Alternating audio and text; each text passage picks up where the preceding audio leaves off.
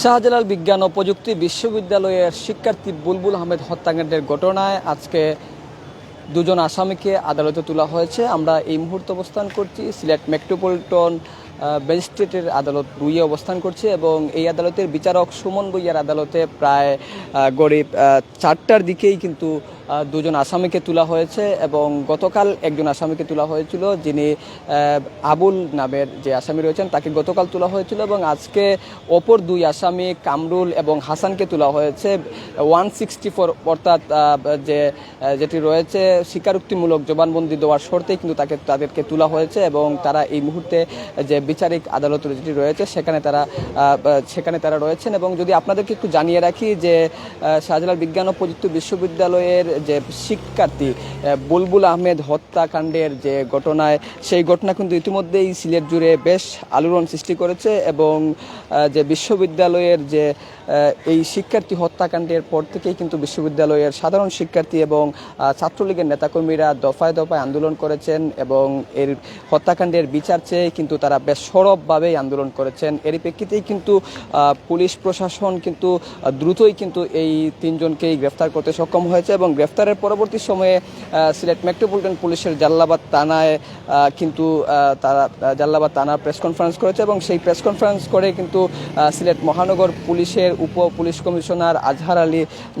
শেখ যিনি রয়েছেন তিনি বলেছেন যে প্রাথমিকভাবে যে গ্রেফতারকৃত 3 আসামি তারা স্বীকারোক্তিমূলক জবানবন্দি দিয়েছেন এবং কামরুল যে আসামি রয়েছে তার চুরিকাঘাতেই কিন্তু বুলবুল আহমদ হত্যাকাণ্ড সংঘটিত হয়েছে এবং উদ্ধারকৃত চুরি কিন্তু উদ্ধার করা হয়েছে, মুঠোফোন যেটি রয়েছিল সেটিও কিন্তু উদ্ধার করা হয়েছে। এবং আরেকটি বিষয় যদি আপনাদেরকে জানিয়ে রাখি যে বিশ্ববিদ্যালয়ের এই হত্যাকাণ্ডের পর থেকেই কিন্তু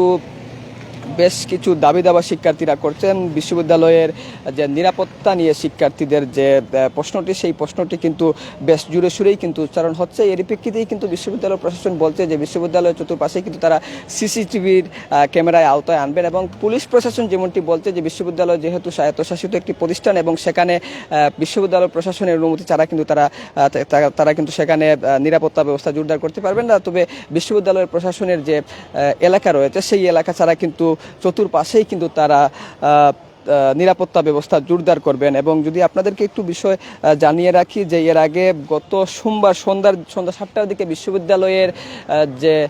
টিলা সংলগ্ন একটি এলাকা যেটি নিউজিল্যান্ড এলাকা হিসাবে খ্যাত, এই এলাকায় কিন্তু সন্ধ্যা 7টার দিকে শাহজালাল বিজ্ঞান ও প্রযুক্তি বিশ্ববিদ্যালয়ের লোক প্রশাসন বিভাগের শিক্ষার্থী বুলবুল আহমেদ তার বান্ধবী সহ সেখানে অবস্থান করছিলেন এবং অবস্থানের এক পর্যায়েই কিন্তু তাকে চুরিকাঘাত অবস্থায় তাকে উদ্ধার করা হয়। উদ্ধার করার পরেই কিন্তু উসমানী মেডিকেল কলেজ হাসপাতালে নিয়ে আসার পরেই কিন্তু কর্তব্যরত চিকিৎসক তাকে মৃত ঘোষণা করেন। এরপরেই কিন্তু বিশ্ববিদ্যালয়ের রেজিস্ট্রার বাদী হয়ে কিন্তু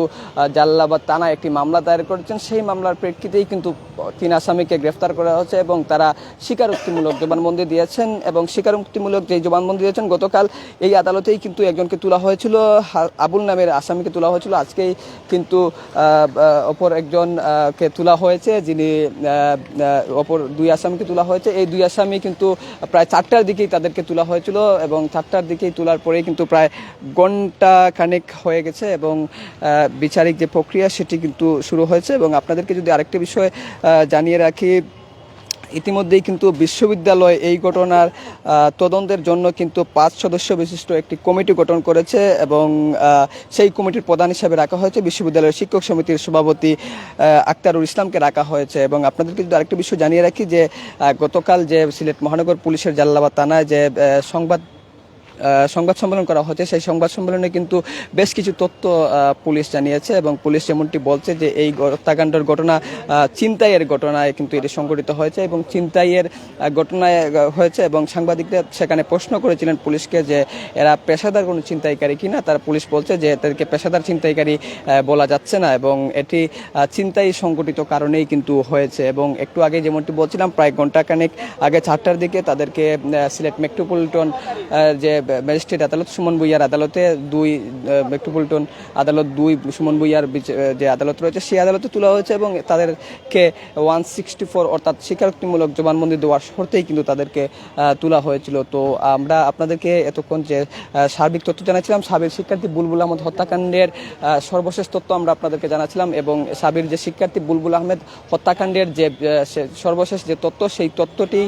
কিন্তু সর্বশেষ যে তথ্য বিচারিক আদালতে দুজনকে তোলা হয়েছে এবং অপর আসামিকে গতকাল তোলা হয়েছে এবং বিশ্ববিদ্যালয়ের সার্বিক পরিস্থিতি এ পর্যন্ত শান্ত রয়েছে। তো এই ছিল সাবির বুলবুল হত্যাকাণ্ডের সর্বশেষ তথ্য। আমরা নিশ্চয়ই পরবর্তী আপডেট নিয়ে আপনাদের সঙ্গে আবারও যুক্ত হব।